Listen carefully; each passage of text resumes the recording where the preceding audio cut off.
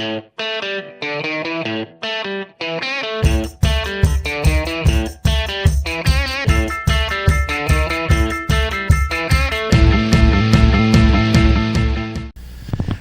I'm Mark Clem, your host for Meet the Members of the National Ski Patrol.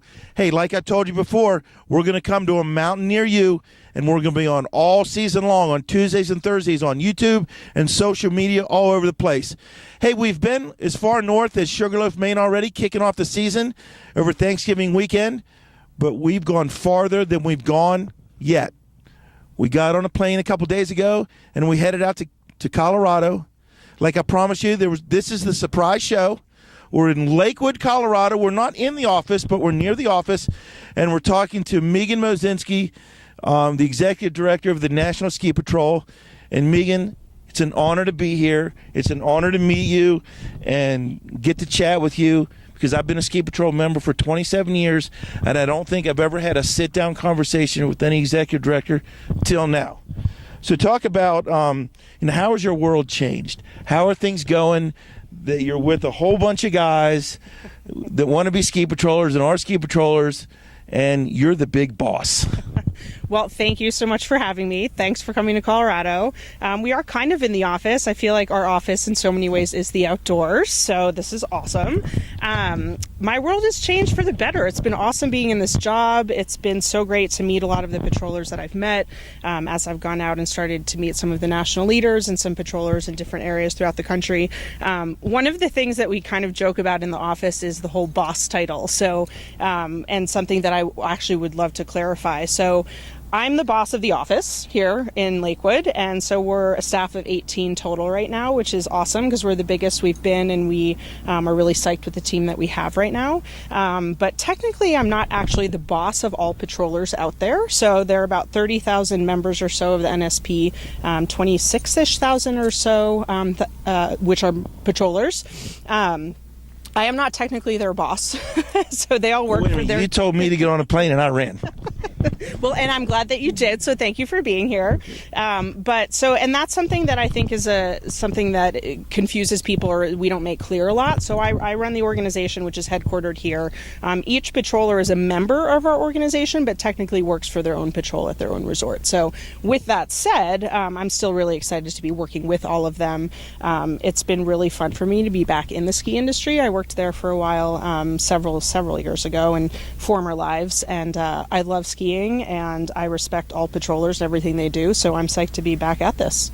Okay, I'm sure you've heard over the months, maybe in the past year, that some people consider us the old boys network. Mm-hmm. Okay, we know that's really not true, but that's kind of been the little motto or whatever. But you're bringing in a lot of fresh new ideas, a lot of things moving forward. Just talk about what you want to instill in the patrol and your fresh ideas moving forward to help this organization be better than it ever was.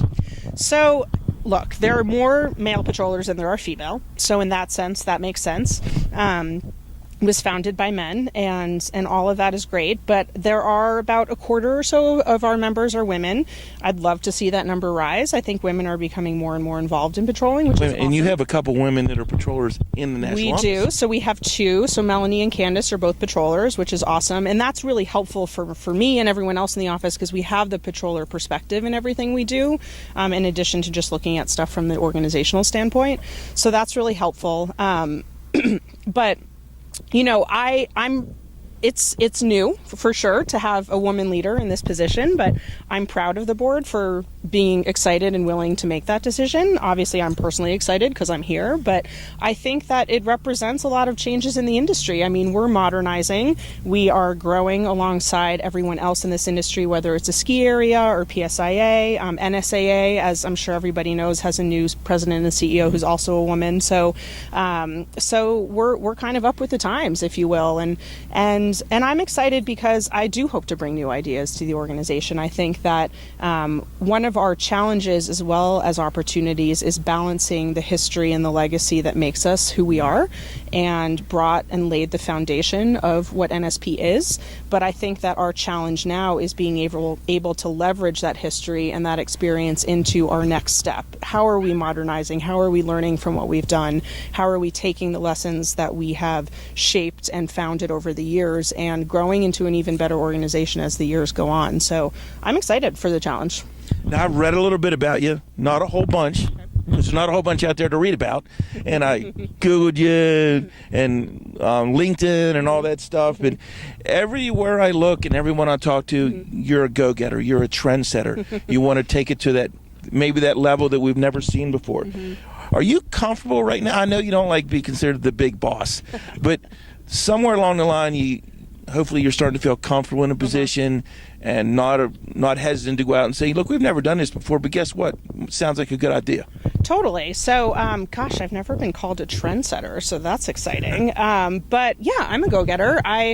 If you know me, you know that I am not shy about expressing ideas. So at no point have I been hesitant and probably won't be going forward. But, coming into any new position, there's a balance with getting your feet wet, kind of understanding how things have been working, who's who, and what the organization has been for so long. And then learning how your ideas can add to that and grow from that. And, you don't want to come in guns blazing and change everything because I don't know everything yet, and I'm still learning. And a lot of my first year here is going to be a lot of traveling, meeting people, having a lot of conversations. I spent my first month or two speaking with every board member and every DD for at least an hour. Some went way beyond that, about what their thoughts are and what their big issues are and what their things that make them happy are, and taking all of that information and then figuring out what our challenges and opportunities as an organization are.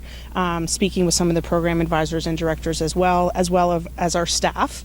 And a lot of my first few months here has been really getting to know the staff. That is essentially my job, is working here in Lakewood. And so how can we as a team take all of the lessons from the rest of the leadership in the organization and go forward with that? And so I'm balancing those ideas with how to present them to the board and the DDs and go forward. So lots more to come, and no fear here. So. Now, you told me a funny story yesterday that you had extensive training here. 3 days with board member Rick Knight? Yeah, totally. And just talk about, Rick gave you 3 knowledgeable days, I'm sure, but talk about some of the leadership traits that you have and what you bring to the organization, either based on what Rick told you or preconceived coming into the job. Sure. So I think technically Rick spent maybe 4 days with me and a dinner that lasted about 5 hours. So I did actually get a lot of knowledge from him. He did such an amazing job being interim ED that he didn't need to be here longer than that. He really kind of spelled everything out for me that he had learned while he had been here. It was a really awesome opportunity for us to have him here, actually, because it was the first time that a board member spent that much time in the office. And I think that was a huge step in connecting the board and the office, because we need to work together with everything. And so now we have that connection, which was really, really great. So my leadership traits, so I've worked all over the board, which is why when you Google me, you'll find my swimming results from high school, and you'll find some of the other nonprofits I've led, and I've done a lot of things. But what that does is make me a dynamic leader, I think, and I hope. I strive to be a leader that is approachable, that's open to new ideas. I like to have a relationship with everybody that I work with and make sure that everyone feels comfortable bringing new ideas, also complaining about old ones, so that we can all move forward in the best direction possible. I also work kind of fast, and I like to get things done. So that's something that I try to actually tame a little bit, particularly when I come into new positions, because you do have that tendency of, okay, I've learned all of these things that need to change or continue to improve, and you have to kind of lay your foundation before you do that. So balancing the enthusiasm with getting that groundwork in is important, I think. Now, you came from out east where you were a swimmer at Middlebury College. You're in Lakewood, Colorado, in the I'm not going to say the capital of the ski world, but a big skiing situation here. Climbing the ladder. Who inspired you? What kind of people out there did you look at, like, I kind of pattern, or I take some traits from him and I take some traits from that person or that lady or whatever to get you where you are and help you go even further where you want to go? So it's such an interesting question, kind of the hero question. I don't have one person that I have aspired to be. I've met a lot of different people throughout my life, or looked at people who I don't know, famous people who I respect. And, I have political heroes, I have athletic heroes, I have people within my personal life who I look up to. And again, I think coming from the world out east, which is really different from out here. Sure is. And I lived in Wyoming for 8 years, in Jackson too. So you were hidden in Wyoming. I was hidden in cowboy land, which was awesome. Skiing was great, but huge difference from New York City, which is where I moved there from. And I've lived abroad in several different countries. And so you get a different perspective from everybody you meet. And if anything, I think that makes you a well-rounded person, because you learn from your mistakes in your travels. You learn different things and different traits from different cultures. And then you meet people whose leadership styles you don't like. and I think often, let's make sure that I don't do the kinds of things that I remember I didn't like when I worked with so-and-so. And so I think that coming from a background that isn't necessarily from where I am now, having traveled so much, enables you to really diversify your skill set and your leadership style. Now, you just told me a couple minutes ago that you did something that I think would have taken years. You talked to every divisional director and all the board members, and all those guys have their agendas. So now that you're here, what are some of I'm sure they said, you need to do this first, you need to do this second.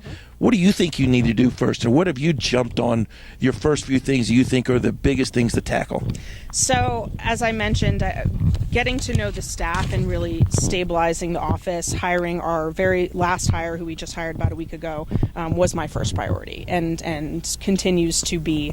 And I feel really good about where the office is. So that was really my first one in terms of the physical office.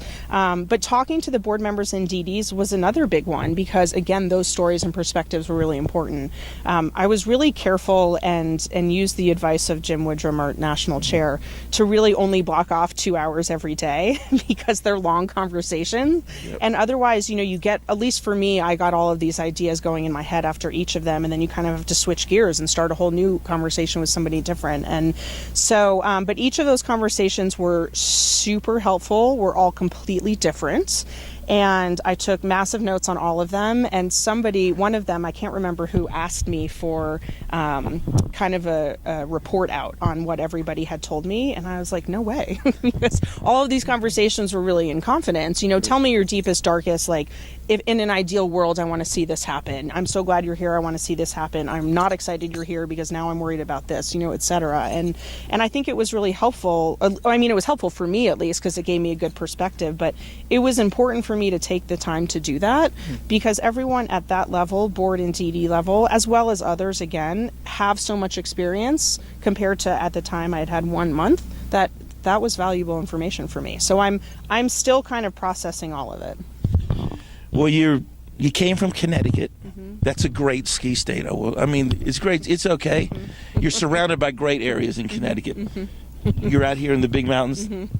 How do you cultivate that skiing bug? You're running the big show here. Yeah. You don't have a lot of time to spend a weekend skiing someplace, but you got to get out there. There's not much snow yet, but where do you go? How do you keep the bug alive in you and not sit in the office all the time? Well, it's a good question, because I have been sitting in the office a lot, and so I'm trying not to. But I think we work in a beautiful state, so that's one of the beauties of working in Lakewood. We're close to the outdoors, which is really nice. The ski bug was cultivated in me at around age 3. I've been skiing most of my life, so that was kind of already in there. So then you have to make sure that you take care of that as you get older and continue to work. And so we go trail running sometimes during our lunch breaks.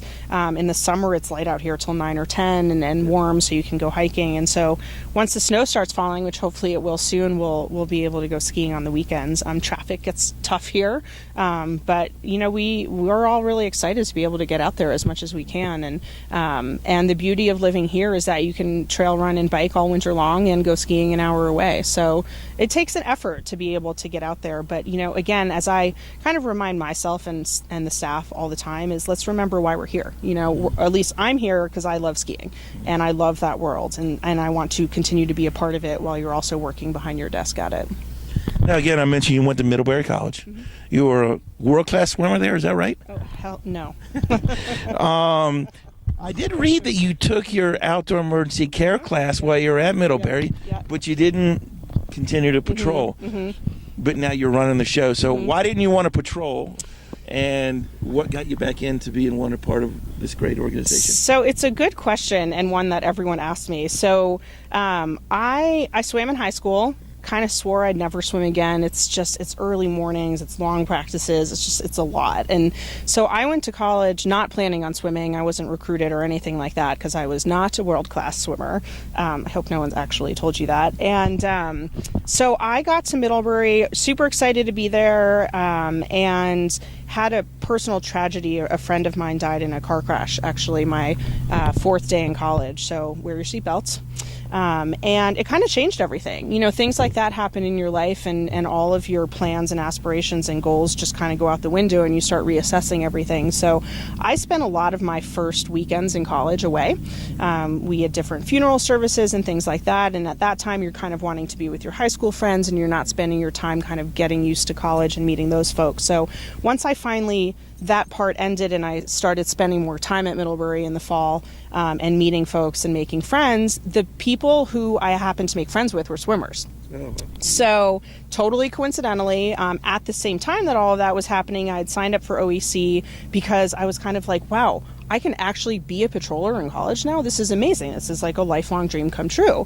And so I was in the OEC class. I loved it, but I was making the personal connections more with the swimmers for whatever reason. And because of all of the things that had happened to me, I just felt at the time that was the direction I wanted to go. But I was excited that I still had the opportunity to do my OEC. So it's a long answer and a personal answer to the question, and is kind of interesting and ironic that now it's brought me full circle here and I can actually use it. So that's why. Well, the next question is obvious. You know, a lot of patrollers say that we're misunderstood. If you're not one of us, you don't understand us, you know, that whole deal. Do you feel kind of like one of us? I mean, you're here. You're not really a patroller, but it's going to wear on you and you're going to become one of us. You know that, don't you? Yes and no. So I'm not a patroller, and I haven't been. So I think the fact that I went through OEC is helpful because I understand what we're about, and I'm a skier, so I get that world, and I'm actually passionate about it too, and I think that that's sort of that main ingredient for all of us. But I think that the fact that I bring a bit of an outside perspective because I'm not a patroller hopefully will be helpful to the organization. You know, I'm hoping to use this role to be able to take advantage of the fact that I get it, but still have so much to learn, and then can look at it from an outsider, but also somebody who understands the dynamics. So I think that you know, who knows if I will go through OEC again? Who knows if I will become a patroller? Don't know.